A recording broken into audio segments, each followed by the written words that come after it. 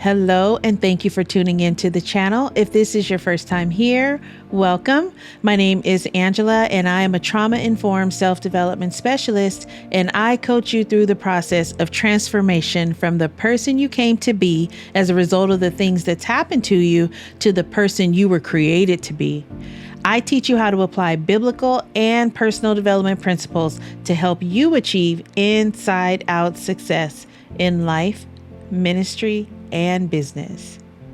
You're listening to the 1 Year Through the Bible series. Reading and understanding the Bible from Genesis to Revelation will give you a contextual overview of the whole counsel of God, as mentioned in Acts 20, verse 27. I'll be reading from the New King James if you'd like to read along. Today's Old Testament reading begins in 1 Samuel chapter 16, verse 1 through chapter 17, verse 58. Now the Lord said to Samuel, "How long will you mourn for Saul, seeing I have rejected him from reigning over Israel? Fill your horn with oil and go. I am sending you to Jesse the Bethlehemite, for I have provided myself a king among his sons." And Samuel said, "How can I go? If Saul hears it, he will kill me." But the Lord said, "Take a heifer with you and say, I have come to sacrifice to the Lord. Then invite Jesse to the sacrifice, and I will show you what you shall do. You shall anoint for me the one I name to you." So Samuel did what the Lord said and went to Bethlehem. And the elders of the town trembled at his coming and said, "Do you come peaceably?" And he said, "Peaceably. I have come to sacrifice to the Lord. Sanctify yourselves and come with me to the sacrifice." Then he consecrated Jesse and his sons and invited them to the sacrifice.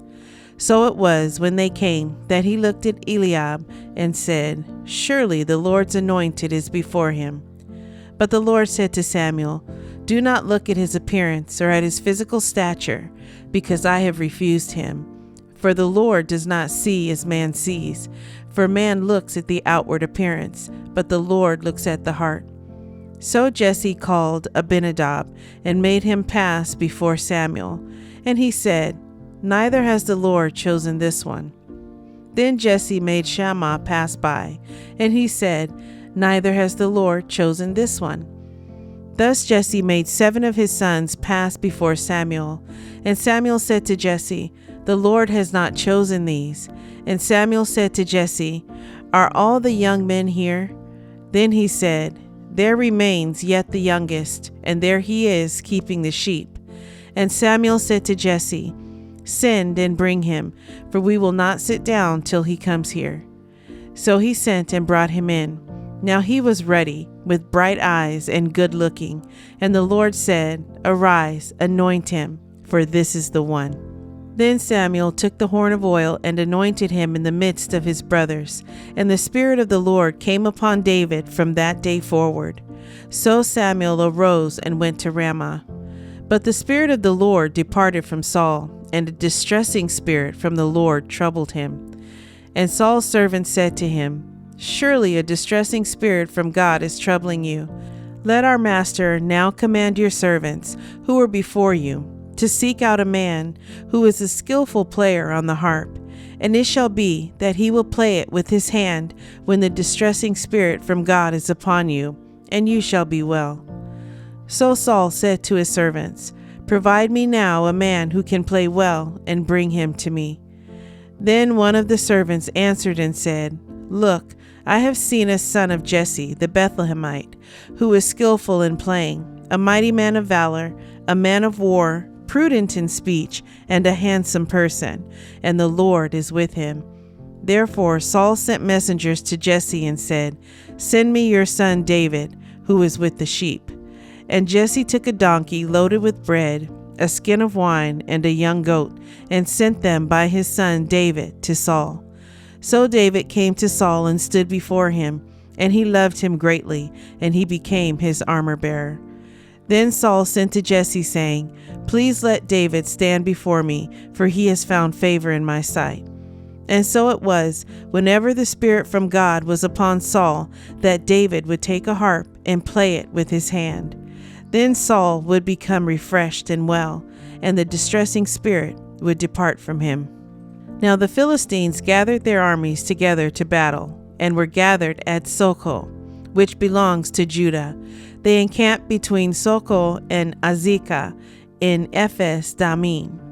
And Saul and the men of Israel were gathered together, and they encamped in the valley of Elah, and drew up in battle array against the Philistines. The Philistines stood on a mountain on one side, and Israel stood on a mountain on the other side, with a valley between them. And a champion went out from the camp of the Philistines, named Goliath from Gath, whose height was 6 cubits and a span. He had a bronze helmet on his head, and he was armed with a coat of mail, and the weight of the coat was 5,000 shekels of bronze. And he had bronze armor on his legs, and a bronze javelin between his shoulders. Now the staff of his spear was like a weaver's beam, and his iron spearhead weighed 600 shekels, and a shield bearer went before him. Then he stood and cried out to the armies of Israel, and said to them, "Why have you come out to line up for battle? Am I not a Philistine, and you the servants of Saul? Choose a man for yourselves, and let him come down to me.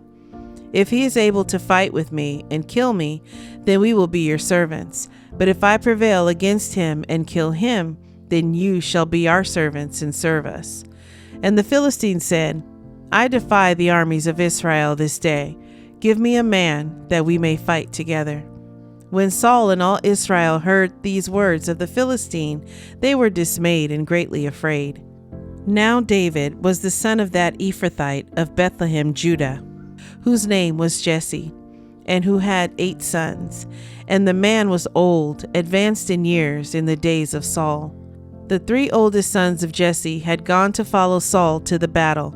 The names of his 3 sons who went to the battle were Eliab, the firstborn, next to him Abinadab, and the third Shammah.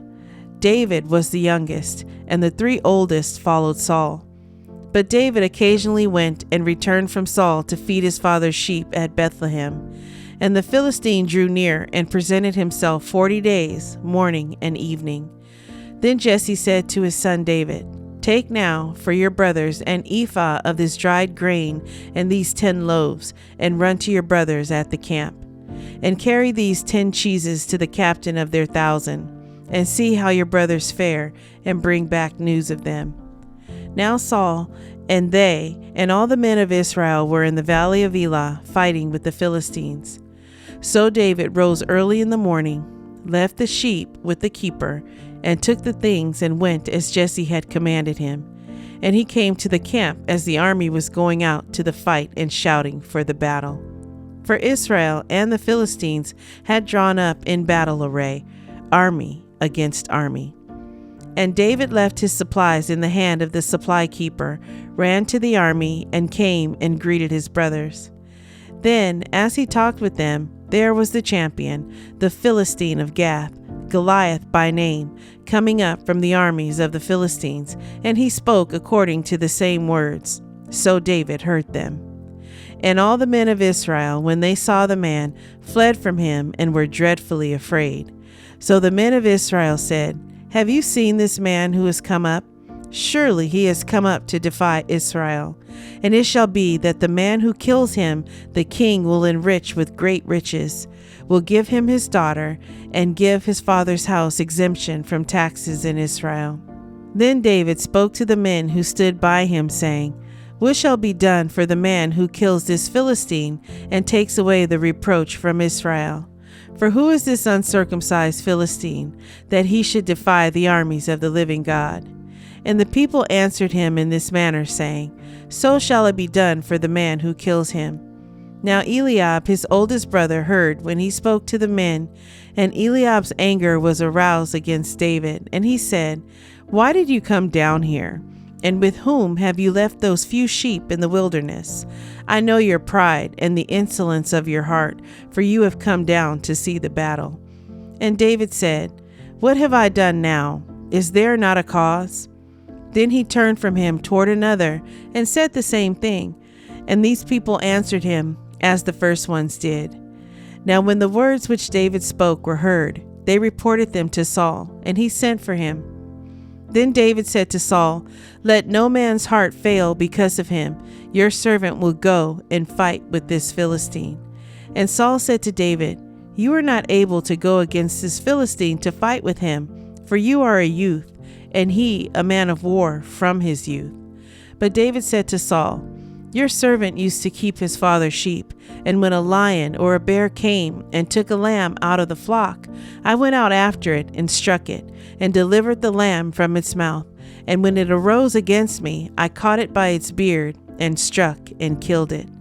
Your servant has killed both lion and bear, and this uncircumcised Philistine will be like one of them, seeing he has defied the armies of the living God." Moreover, David said, "The Lord who delivered me from the paw of the lion and from the paw of the bear, he will deliver me from the hand of this Philistine." And Saul said to David, "Go, and the Lord be with you." So Saul clothed David with his armor, and he put a bronze helmet on his head. He also clothed him with the coat of mail. David fastened his sword to his armor and tried to walk, for he had not tested them. And David said to Saul, "I cannot walk with these, for I have not tested them." So David took them off. Then he took his staff in his hand, and he chose for himself 5 smooth stones from the brook, and put them in a shepherd's bag, in a pouch which he had, and his sling was in his hand, and he drew near to the Philistine. So the Philistine came and began drawing near to David, and the man who bore the shield went before him.